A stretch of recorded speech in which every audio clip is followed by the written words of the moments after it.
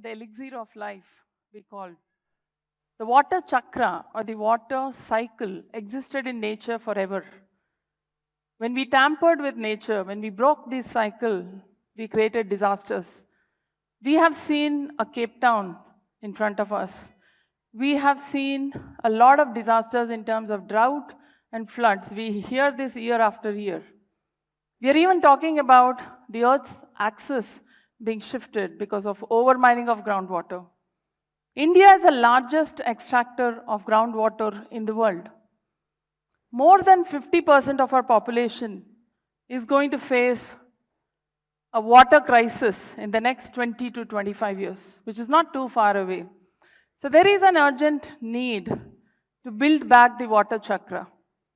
For me, I believe a lot in the traditional knowledge, in the traditional water systems. They were so far-sighted. Wells that are 1,000 years old are relevant even today. But how far-sighted are we? Can we promise water for our next generations in the next 40 or 50 years? We don't know the answer to this question. Well, we tried to fix a water chakra in an urban story. Let's watch this video.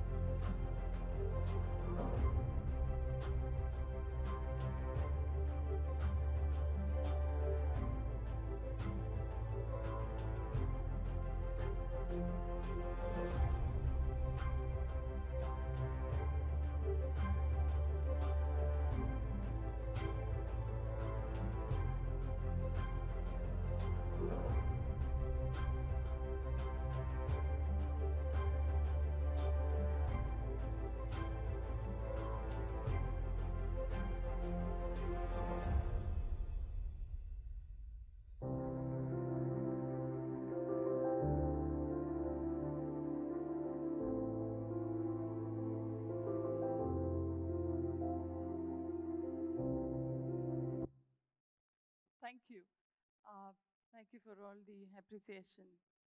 We talk so much about rights. We don't talk about duties. This well had 2,000 tons of garbage deposited over 4+ decades. There are many forces that could have taken this and made this happen. No one even knew this well existed. While we talk about rights, isn't it important to fulfill our duties? It opened up as a 22 lakh liter bucket, a large bucket that can hold rainwater today, reducing urban flooding in the low-lying areas of Hussain Sagar. Now, isn't that magic? Well, we opened up the well at 25 feet, we saw water gushing out. It's just there all the time, but we don't see, we are not mindful. So for me, it occurred to me after 20 years of design practice. I never focused on water as well. I was focused on my design and, bringing in nature in my design. All this was important, but never really talked about source sustainability. Where is our source and how to make it sustainable? When it occurred to me that I have to do something before I go out and advocate something. So in 2011, I built a sustainable home. And this has everything right from gray recycling, drip irrigation, a large 25,000 liters rainwater sump, organic growing with rainwater. I understood we actually don't need that much water that we fight for. There is enough. What is happening is mismanagement. So soon I started working on a sustainable community after achieving that, working for an NGO which is Sahe, almost for 8 to 10 years on ground. I started looking at what is city and water. These two pictures here resonated with me, and the first thing I see is in action. What do we do? I'll narrate a small story. In 2018, I was called to the commissioner's office, the municipal commissioner's office. There was this Ganesh Pandal committee meeting. They said, you have a fantastic idea where you want to reduce the number of Ganeshas on the streets, and you're also talking about planting a tree in the locality and doing the Visarjan in the locality or, in clean waters.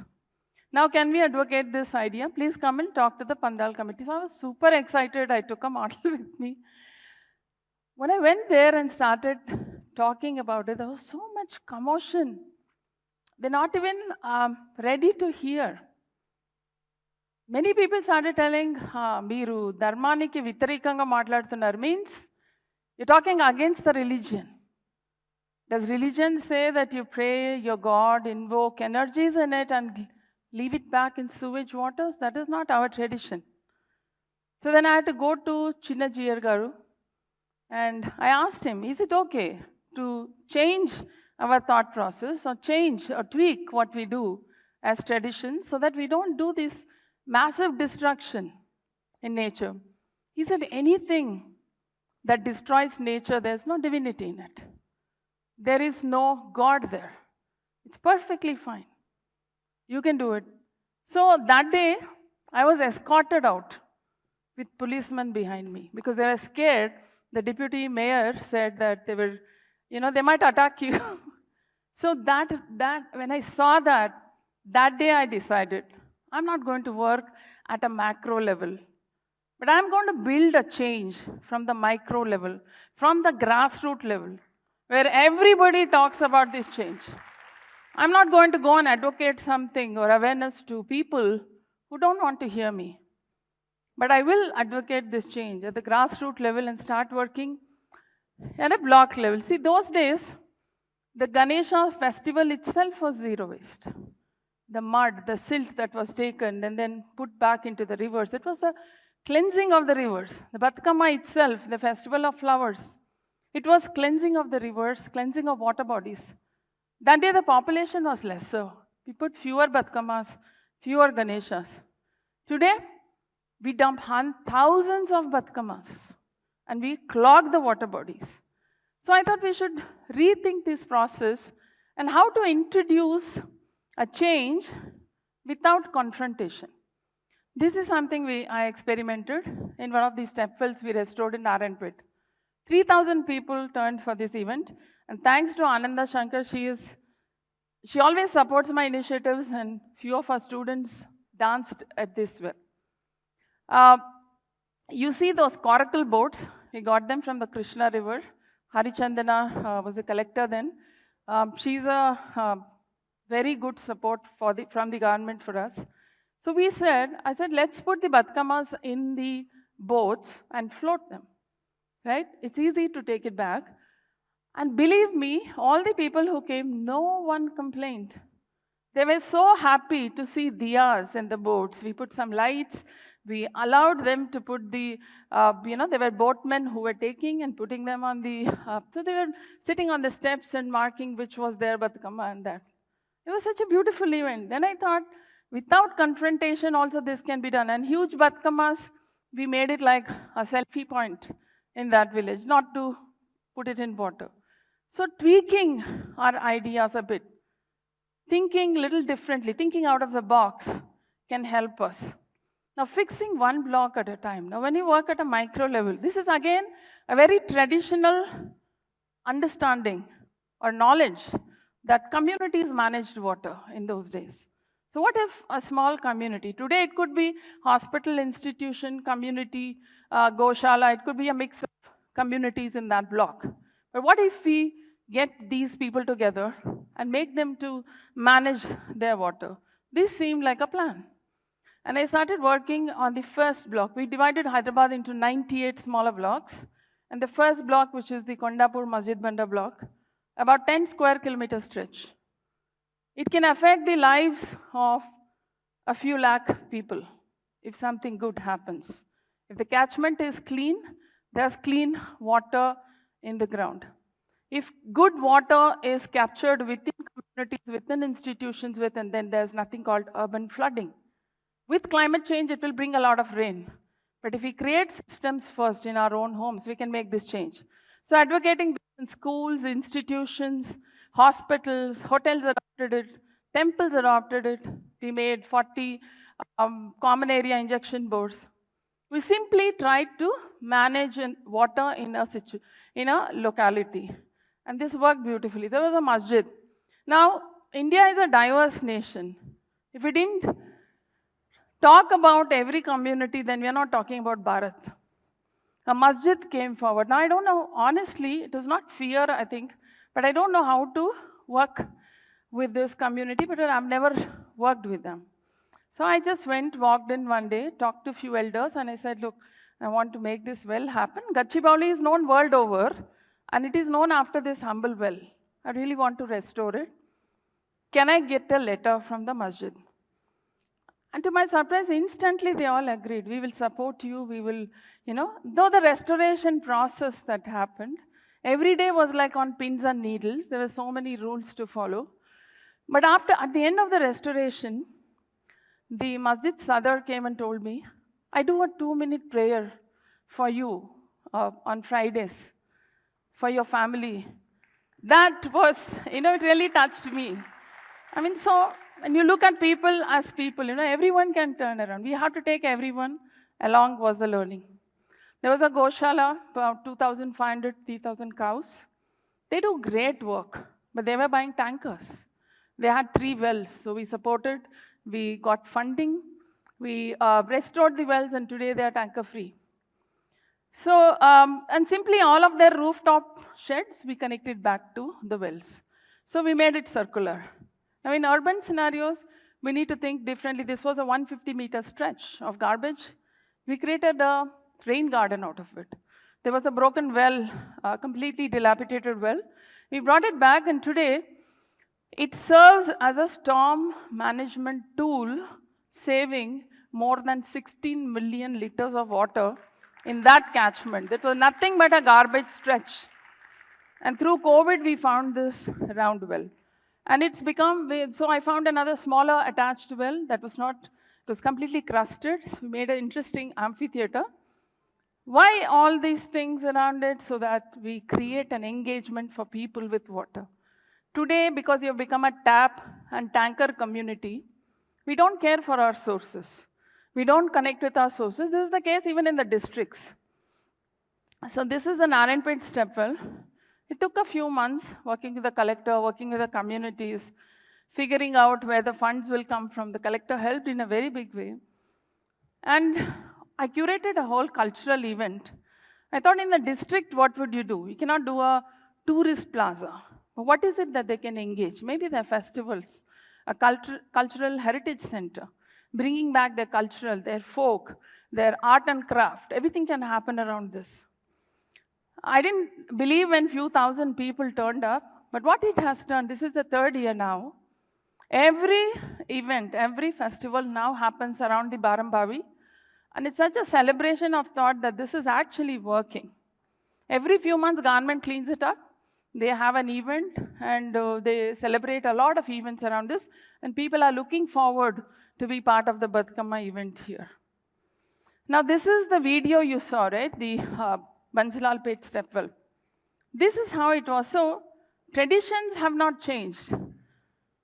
But behavior has changed a lot. But behavior needs to change back. We have to come back. We talk something, we do something else. We invoke energies in, with a glass of water. We don't start a puja without water. But when you walk out, a garbage-filled well right outside your apartment or what, we don't resonate with it.